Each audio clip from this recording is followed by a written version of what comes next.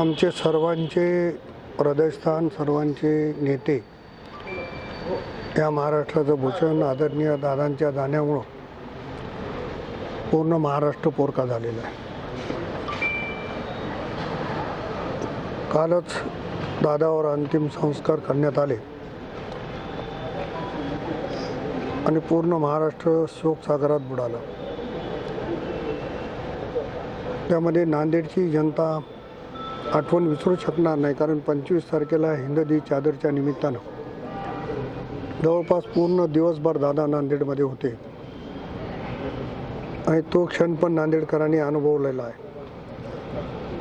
त्यामुळं उद्या सर्व पक्षीय शोकसभेचे आयोजन करण्याची सूचना काही आमच्या सर्व पक्षीय नेत्यांनी दिली. त्यामुळं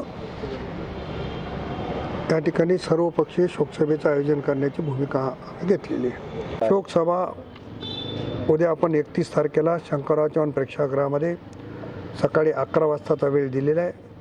सर्व पक्षांच्या नेत्यांशी जवळपास माझं बोलणं झालेलं आहे आणि सर्व पक्षीय शोकसभा दादांच्या संदर्भानं आम्ही ठेवतोय आणि मला असं वाटतं की सगळेच जण या शोकसभेला येतील. प्रदेश स्तरावरून कोणी येते का? नाही, आपण फक्त जिल्हा स्तरावर ठेवल्यामुळं आपण कोणाला बाकी निमंत्रित केलं नाही, फक्त जिल्ह्याच्या मंडळीला निमंत्रित केलेलं आहे. ओके.